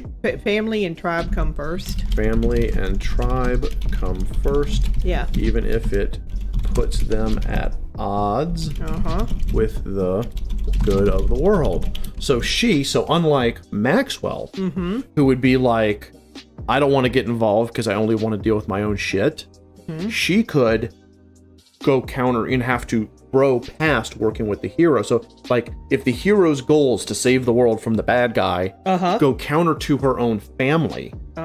You know, especially since they work for Dorna, which might end up being the bad guy kingdom, then she has to overcome that and go, you know, I love my family, I love my tribe, but they're on the wrong side. And they can't see it because they don't know what I know. They haven't seen what I've seen. I like that. When we get to familiars, we'll definitely have an animal familiar. Absolutely, I like that. yeah. Okay, so past trauma, losing her apprentice makes her no longer want to teach anyone anything. She is afraid of being responsible for another's death. That's like the principal in Assassination Classroom. Only while she has no motivation and she doesn't want to go forward, he was just he turned into an asshole. Okay, so responsible for another's death. Yeah. Okay. Self-enforced taboos. Are there anything this particular character will not do because they've decided this is wrong? Hey, hang on. No problem. Let's say that she will not it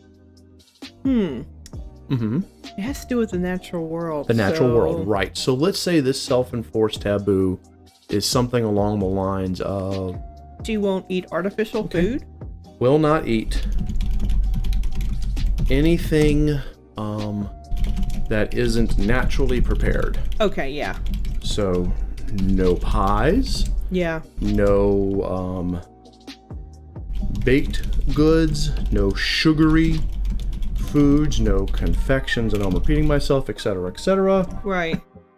Yes, definitely a party of reluctant heroes. And yes. That's good. A party of reluctant heroes is a strong thing. Okay, no confections, etc. Okay, so nothing that is artificial. Right. Okay, likes and dislikes. Well, she likes sake. Likes sake, even though she can't hold it. Right. Likes the natural world, especially animals. And likes, let's see, what else does she like? Let's say she likes, likes her family and her tribe. Yeah, like there we go. She's really familially close. Right. Okay. meanwhile, dislikes laziness and perceived. She secretly loves Maxwell's spicy food. Well, I mean, peppers are natural food. Yeah, they are. And perceived stupidity or ineptitude. She also dislikes dirtiness. Filth. Oh, yeah. And hates dirtiness and filth. Yeah. Okay, great. Okay, vices and flaws. Okay, likes that after quest drink of sake. Yeah, even though it knocks her on her ass. Yep. Has a secret love for the peppers that that Maxwell, because it's natural, puts on her on the food. There you go. Yes. Pulls away, because this is built off of what you said earlier. Pulls away emotionally when someone tries to learn something from her. There we go. Yeah, that's good. Yeah. Okay, let's see. So now we have ticks and quirks. Does she have a tick? Like maybe she says something or does something. She winks a lot. She has a habit of ending a sentence with a phrase. She's always messing with... How about that? Yeah. Always... Let me see if you like this one, Teal. See. Always messing with a trinket around her neck, which was the last present. Uh-huh. You know where we're going with this? Yes, I see what you're going. Yeah. Her dead apprentice gave to her. Yeah. So there you go. So that's it. You're sitting around a fire. You got characters here doing there, talking about different stuff. Camping, bonding moment, and she's just playing with a pendant. Yeah. A little trinket around her neck, and someone mentions it, and she puts it away and clams up. Yeah. She also secretly probably is fond of Maxwell, will never let him know unless he has drink. Yes, then embarrassing stuff happens. Yeah. Maybe she views Maxwell as like a grandson. Yeah. That needs guidance. Carry on, my wayward grandson. All right, social class. So technically, she's from a tribal society. Yeah. So you would have to develop the the tribal structure. So we will say tribal shaman social class. And again, this is a placeholder. So at this point, what we've done is created a placeholder that when we reference our world building document later, we'll know what this is. Yeah. Economic class, none. None. You just because the tribe uses the barter system. Right. So, yeah. All right. So no capitalism there. Right. Official affiliations. That's the Primrose tribe of the, and we'll just call it forest. Yeah. So another placeholder. Of within the kingdom of Dorna. Dorna, right. So what we are doing is we're literally locking this character in to the Dorna storyline, which locks in Maxwell and probably locks in the hero. Yeah, hero and other people. And other people. So, we are creating our story as we do this, but you would also have a world building document, your game design document, your story document, et cetera, et cetera, et cetera. Right. It all connects. Familial connections. Does she have any living relatives? Oh yes. She would have, a son. Okay. Oh, so she's been married. Yeah. Is she currently married? Is her husband still alive? Okay. He's dead. Okay, so husband deceased, and that's fine. So she's getting on her years. Yeah. How many children? One son? Let's say that she had 2 sons. Okay. 2 sons. So let's say one is 160 and one, let's see, so actually no, that means she was 40. 40's not that bad. Yeah. So let's say one's 160. That's the first one she had. Yeah. Another one she had many years later. He's 105. Let's just say 105. Yeah. Okay. Another 105. Okay. Social connections. How well is she connected in her tribe and the area around her? Very. Okay. Very well connected. Very well connected as the shaman of her tribe. Knows other tribal shamans. And chieftains. And chieftains, thank you. And we'll put that as well. Right. Make a placeholder there. Chieftains in the forest. Yeah. There we go. Social aptitude. How does she handle herself? Probably pretty well, I would say. Yeah, she is, she strikes me as being a very particular person. Ah, yes. Very particular and overly proper. Yeah. At times. Very particular, comma. Overly proper at times. Right. Here we go. Here's a good mannerism. Addresses everyone formally by their first and last name. There we go. That's a nice little quirk. Yes, it is. So she'll always say Maxwell Crumb. She'll never say Max or Maxwell or Mr. Crumb. She won't. She'll always say Maxwell Crumb. Which kind of reminds me of Yara from Game of Thrones. Yes. You know nothing, Jon Snow. Always saying Jon Snow. Always. So that's kind of cool. Okay. So her birthplace is the Primrose tribe in the forest. Mm-hmm. And her current residence, when the party meets, when the game meets her, is same place. Yeah, the same place. The Primrose. Good God, Steel. Primrose tribe in the forest. There we go. If I was a king of the forest. All right, so classification. So in this world, she's technically a magus, a magic user. Yeah. She's technically a magic user, as per shaman. Shaman, right. All right, and relation to the game world, stat bonus for being well-fed, and Maxwell breaks the fourth wall, mentions that her...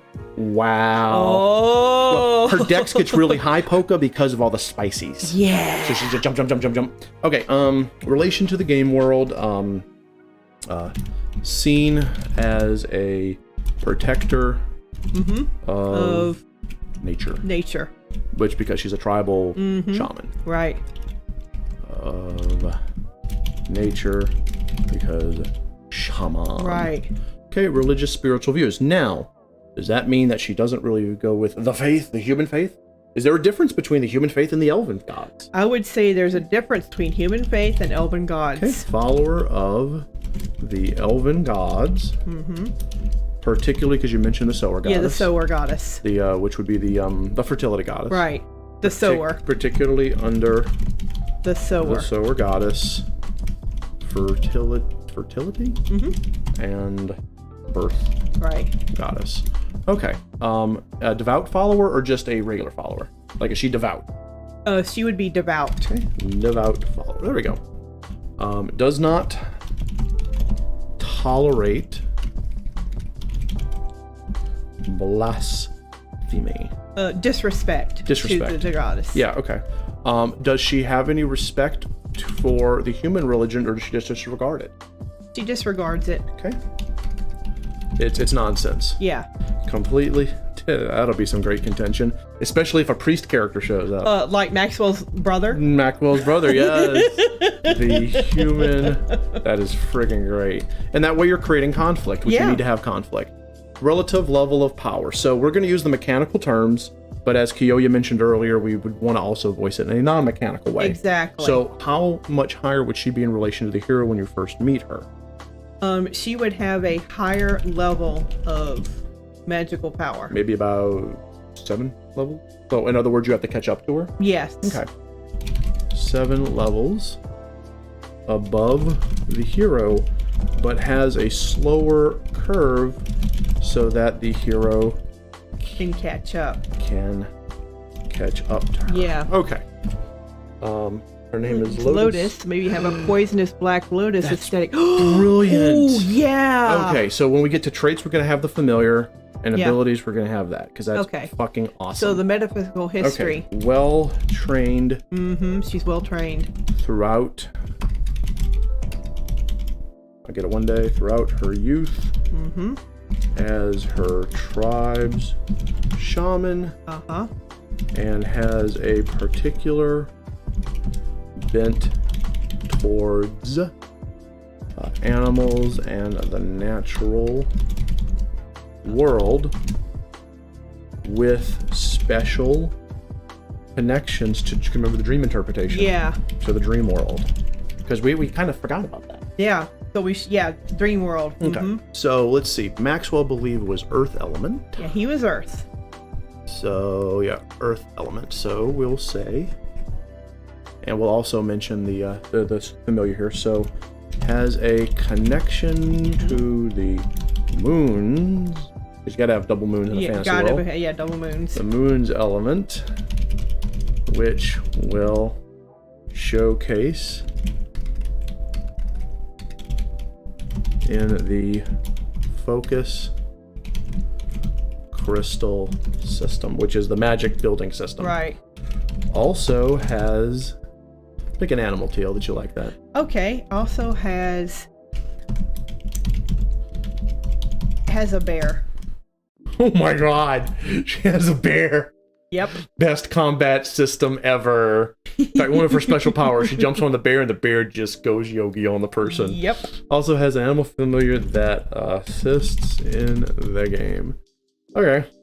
All right. Metaphysical abilities. There we go. So we're going to have a Lotus power. Uh-huh. So we'll say a Lotus base to some skills. We're not going to list them. I want to show how we can also generalize as opposed to put specific skills. Well, we could say white lotus, black lotus, pink lotus. Yeah, white. Okay, so here, Lotus-based powers, white, black, pink, etc. Right. Which can do harm, heal, buff, etc. You've created a list. There you go. Dream-based summoning, right? dream spirits, and bear. And the bear. Yep. Just bear. Yep. I love it. And let's see. I think we're doing a magic starter. So let's do a magic starter. How about you can pick one if you like and one better. Under the sower's gaze, or under the sower's watch, or let's sow some discord. I need to be shot. Oh no! What's a good magic starter? Okay. Yeah. By the will of the sower. By the will of the sower, and that'll be her default magic starter. Yeah. And understand, for quirks, you can do a lot more than the magic starter. You can do pretty much anything you want. You know. So that is it. That's our two characters. We're going to go ahead and open this up to questions now. Yeah, absolutely. So if anyone has any questions, but I mean, what Teal and I did here was we made two, as I highlight the chat, that's hilarious, is we made two very different characters. We made basically a sort of a layabout. Yeah. Who's seen some bad times. And then we have a very austere, teacher type. Yeah. And they're very different. They're very we've different. Tied them into the world, and we've tied them into the story. Now, again, we haven't created the world or the story, so a lot of this is kind of ramshot, and we just threw out words. But the whole idea is that you'd have some measure of world building documentation. Absolutely. Some level of game documentation, and you start pulling it all together. And that's the big thing. And this will actually tie into tomorrow night's Creator Classroom, our final Creator Classroom of the year, where we talk about the game design document, because you really need to document things. You need to write down, take notes, and kind of brainstorm, sometimes on the fly. You've got to be organized. Yes. Otherwise, it can come back and bite you, and you can do things as bad as, and including, an oh, by the way, in the story, where you've already written this long scene, you don't want to rewrite it, but you realize you've put yourself in a corner, and then you have someone say, oh, by the way, or something like that. And believe me, anyone worth a salt can tell when a game has those oh, by the way moments. Yes. So what you want to do is you want to document and brainstorm and build your notes ahead of time. And in doing so, organizing, like Teal says, you cut down on overall problems. Right. So any last minute questions there?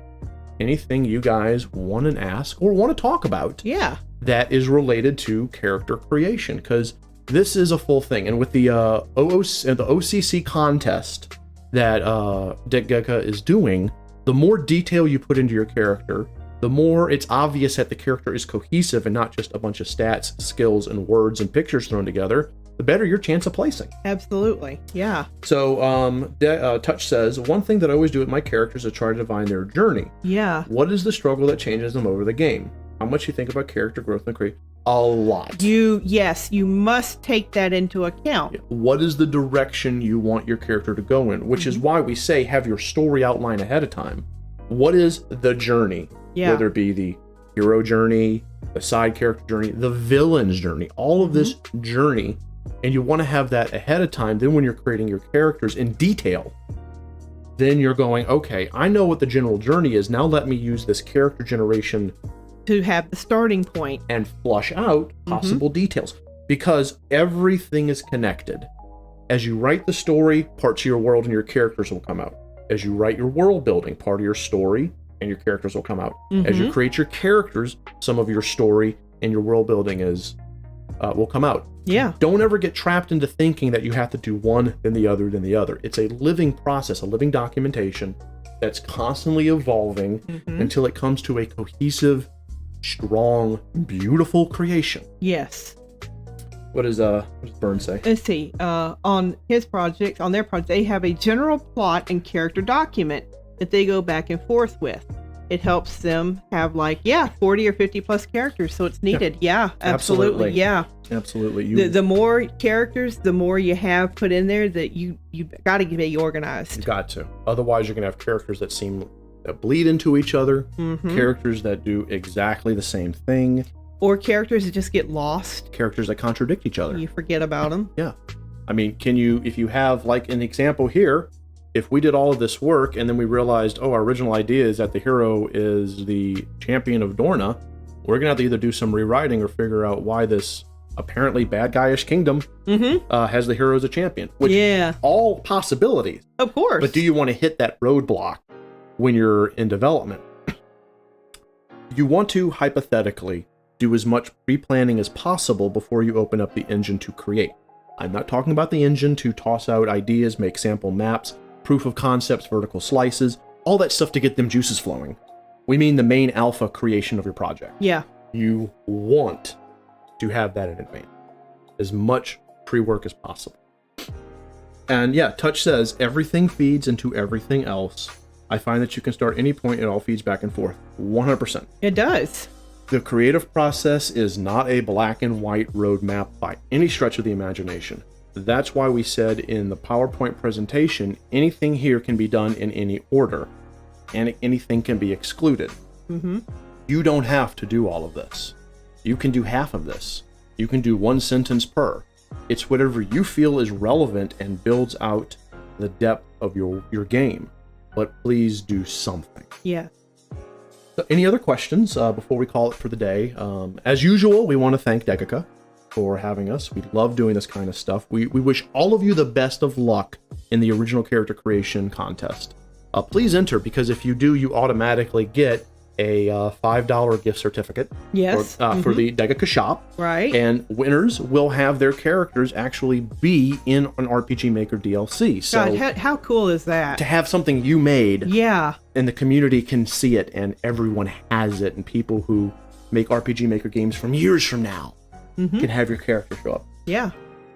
Oh, it's always a pleasure, Touch. Let's see. When I was starting my stream, basically I said, and now the most important tool for game development, and Excel spreadsheet. Yes. Yeah. Any form of documentation.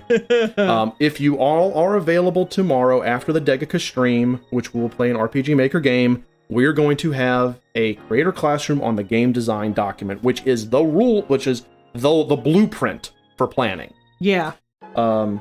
Any good fantasy writing resources you guys recommend? Yes. Let's see. I'll go ahead and name a few. Yeah, name a few. Okay, so I love Dave Duncan's The Seventh Sword Saga because it's kind of like Isekai on in overdrive in fiction. The Stormfront Chronicle. I can always get the name of the Brandon Sanderson's Stormfront. Marvin Jordan's Wheel of Time. As long as it is, Wheel of Time. The man knows what he was doing. And as hard as it is to read J.R.R. Tolkien, he's rough to read. He's hard to read. He's a slog. But boy, oh boy, that guy is detail-oriented. So the big thing there, Barker, is read fantasy. If you want to write fantasy or make fantasy games, read fantasy books, play fantasy games, watch fantasy movies. Yeah. As much as you can. If you want to make sci-fi, read sci-fi books, play sci-fi games, watch sci-fi movies. Whatever genre you want to work in, you need to absorb as much of that as possible. Right. Please, same person who did the ones. Okay, cool. They're just answering questions there. Okay, they're answering questions. But yeah, Sorry. so that'll be what we're doing. We'll wait, see if any last minute questions come up. But let's see. Okay, that was just someone else asking a question that Touch answered. Tomorrow night, we're going to have our RPG Maker Theater where we're going to play an RPG Maker game. I love everything Brandon Sanderson does. Then after that stream, we're going to have our Creator Classroom on our Twitch channel. You can see it up above in the header. It's twitch.tv/Studio Blue Games. We'll have our Creator Classroom on the game design document, and that'll be our last stream for the year. Right. We will pick up that Friday the 1st for our AMA. We're just going to chat. Honestly, if you can afford Masterclass, yes, the Neil Gaiman Masterclass. Ooh, yes, he is good. Wow. Not just his stuff, but how he teaches is good. And if there's ever any writing seminars that are in your area by an actual well-known author, whether it be like Kids Johnson, Chris Metternich, they come down to Houston a lot, so I mentioned them. But pretty much anyone. Yeah. Go to a workshop. Go to a masterclass. Obviously, we're in the middle of a pandemic, so don't do anything face-to-face. Let's go virtual. And if a person has the credentials, or you just know that they're good, learn from them. Right. And keep learning, because it's a process that never ends. We've been doing this for years. We're still learning. We get corrected by you guys sometimes, which is fine. You know, yeah. No one's there. So any last minute questions? Otherwise, we'll go ahead and call it for the evening. Again, thank you to Degica. Thank you to Touch. We love you guys very, very much. And for everyone who stayed with us till the end, we love you very much as well. You guys have made 2020 an amazing year for Degica and for Studio Blue. Yes. You guys are top tier, God tier awesome. Yeah, God tier. I went to a panel by Scott Lynch. Oh, yeah.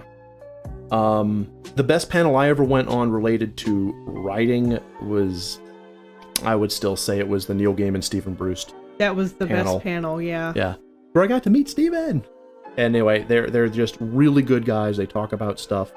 And the biggest thing is this. If you want to be a writer, write. If you want to be a game designer, make games. That's the only way you're going to do it. Just do it, yeah. Keep doing it. And don't stop. Ever. Sounds very cool. Thank you for streaming. Awesome. Very awesome, guys. Okay, we're going to go ahead and call it for now. Yep, let's go ahead. Lots of love to every single one of you. Big shout out to Degica. Make sure to join that contest. Their sales are going on. Show them the love. Show everyone the love, because love is important. And if you like what you saw, leave the smack down below. Subscribe to our channel. Consider supporting us on Patreon. Connect us on our Facebook, Twitter, Discord. We'll see you in the next video. See you next time.